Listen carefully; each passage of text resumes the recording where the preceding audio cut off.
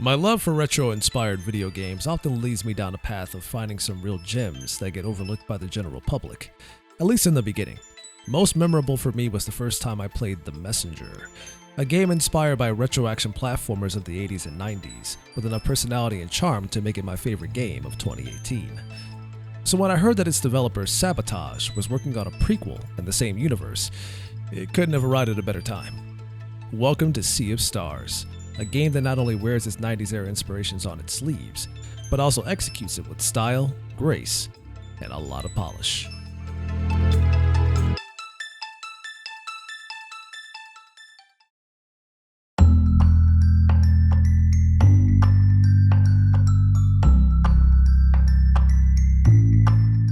Sea of Stars takes place within the universe first established by The Messenger, exploring the story of the Solstice Warriors before the Great Flood, a narrative introduced in the Sunken Shrine level of The Messenger.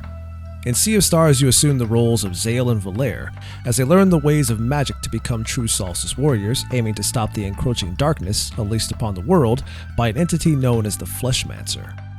It's a story rich with Sabotage Studio charm, evident in the characters and the humor laced throughout. One notable aspect of Sea of Stars is its approach to storytelling. It doesn't cram excessive exposition down your throat. Rather than forcing you to thumb through lengthy dialogue boxes from a sea of NPCs, the game gives you the option to seek out extra information at your own pace. The simplicity of its retro RPG design proves to be one of its greatest strengths. The focus is on allowing you to experience the story as you play. What's even more appealing is that being a prequel, you can play Sea of Stars before experiencing The Messenger, gaining additional context that wouldn't otherwise be available.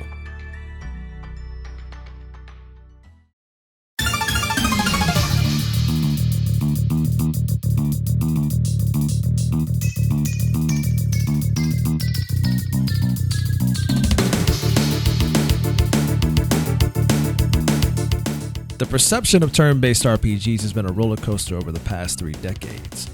Some argue that it peaked in the 90s with games like Chrono Trigger and Final Fantasy, but a glance at Sea of Stars should provide a clear idea of its inspirations worn proudly on its sleeves. But it's not merely a one-to-one carbon copy of those games. Attempting to differentiate itself, Sea of Stars keeps the player engaged by turning encounters into small puzzles, while also ensuring important information is front and center. For instance, enemies have small number indicators next to them revealing how many moves you have before their turn. Occasionally, enemies will attempt to cast high damage spells that can be diminished or cancelled outright by completing a list of attack types indicated before their attack. I also became attached to the combo system, allowing consecutive hits if you master the input timing, which is also applicable to blocking, which mitigates incoming damage.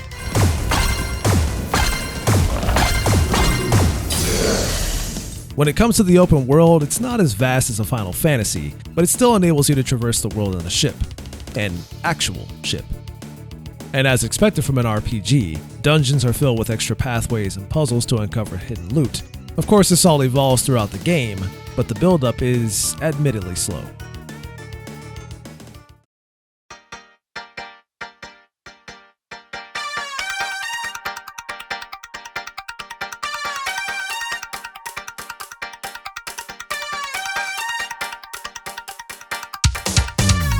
With The Messenger ranking as one of my favorite games of the past decade, it makes sense that I'd have a lot of love for the soundtrack as well.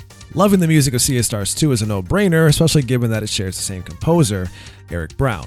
However, Brown isn't alone at the helm. The soundtrack also includes Chrono Trigger's Yasunori Mitsuda as a guest composer, fitting the Sabotage Studio tradition of featuring guest composers. For example, The Messenger showcased Keiji Yamagishi of Ninja Gaiden fame. The outcome is a stellar soundtrack perfectly suited for a grand epic adventure, but an interesting note is the difference in instrumentation between both composers, with Eric recreating the more retro sounds found on the SNES, and Mitsuda opting for the more modern, sometimes orchestral instrumentation.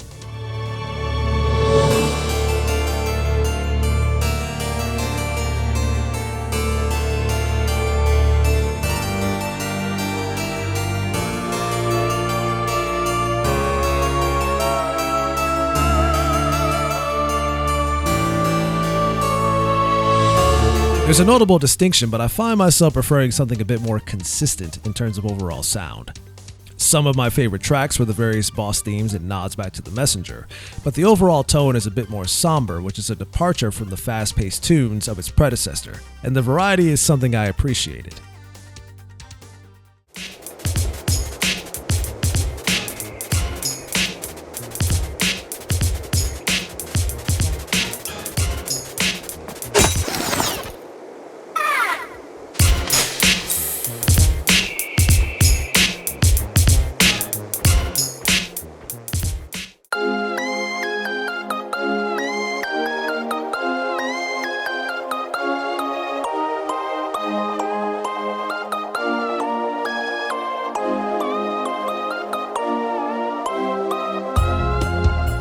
The pixel art style has become a topic of debate in the gaming community lately. It can essentially be boiled down to older gamers appreciating the retro look while younger gamers dismiss it as the quote-unquote boomer look and demanding photorealistic 3D or nothing. Because of this, the appearance of Sea of Stars and what it seeks to emulate may be off-putting to many. However, similar to how The Messenger was a love letter to 8 and 16-bit action platformers, Sea of Stars is a clear homage to 16-bit RPGs like Chrono Trigger and Secret of Mana, particularly in the visual department. While it may seem simple at first glance, there's a lot of modern technology under the hood. A quick inspection reveals that it runs on the DX11 graphics API, which is a choice that many modern 3D games still use today.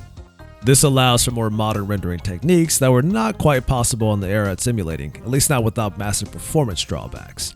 Regardless, the game is a visually striking one from an artistic standpoint, offering a wide variety of environments to admire as you travel from mountainous peaks to underwater temples.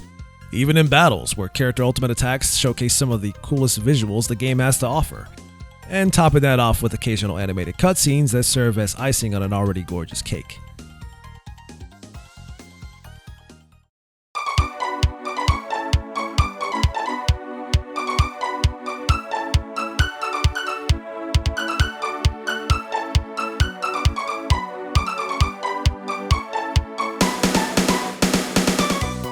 With AAA game development heading in directions that I find myself being less and less attracted to, I'm grateful there's still an indie scene that not only loves video games but also acknowledges some of the best from a bygone era. Sabotage Studio continues to impress me with its prowess as a developer and has completely turned me into a fan. If this is what they meant by creating a universe built around the Messenger, then I'll certainly be paying close attention to what they have in store next. Sea of Stars is a fun ride from start to finish, and like The Messenger is a quality homage to the golden years of video games, earning its place as one of my favorite games of 2023.